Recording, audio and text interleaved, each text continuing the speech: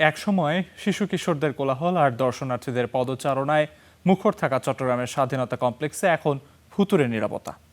দেশের ইতিহাস ঐতিহ্যকে তুলে ধরা মিনি বাংলাদেশের স্থাপনাগুলো 2 বছরেরও বেশি সময় ধরে পড়ে আছে অযত্ন অবহেলায়।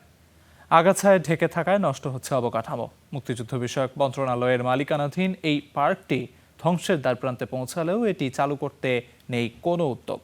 মামুনুর রশিদ অভির রিপোর্ট, ছবি তুলেছেন হারুনুর রশিদ। প্রথম দেখায় মনে হতে পারে এটি কোনো পরিত্যক্ত স্থাপনা, অথচ এটি এক সময়কার দর্শনার্থী মুখর স্বাধীনতা কমপ্লেক্স বা মিনি বাংলাদেশ। সংসদ ভবন, জাতীয় স্মৃতিসৌধ, আহসান মঞ্জিল, ৬০ গম্বুজ মসজিদ, কান্তজির মন্দির সহ দেশের নানা ঐতিহাসিক স্থাপনার রেপ্লিকা থাকায় এটি পরিচিত ছিল মিনি বাংলাদেশ নামে। ছিল মুক্তিযুদ্ধের নানা স্মৃতি আর বিনোদনের দারুণ সব ব্যবস্থা। তবে অযত্ন অবহেলায় আগাছায় ঢেকে গিয়ে এখন ধ্বংসের উপক্রম এসব স্থাপনা। শহরে আগে ভাঙি ফেলছে, তো এখন তো সবগুলা ভাঙাচুরা, সাইডের পাশের দিকে লোক ঢুকে। আর অনেক সময় রাত্রে তো চুরি করি অন্য জায়গা দিয়ে বাংলা দিয়ে ঢুকে আর কি। 16 একর আয়তনের যে মিনি বাংলাদেশ একসময় মানুষকে পুরো দেশের ইতিহাস ঐতিহ্যের সঙ্গে পরিচয় করিয়ে দিত, সেই স্বাধীনতা কমপ্লেক্স এখন নিজেই যেন অবহেলার এক প্রতিচ্ছবি।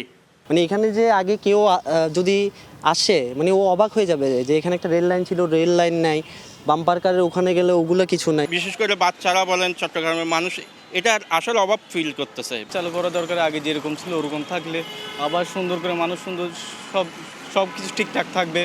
গত 2 বছর ধরে বন্ধ এই কমপ্লেক্সের স্থাপনাগুলোকে ধ্বংসের হাত থেকে রক্ষায় তেমন কোনো উদ্যোগই নেই কারো। মন্ত্রণালয়ে বারবার ধর্ণা দিয়েও হয়নি সমাধান।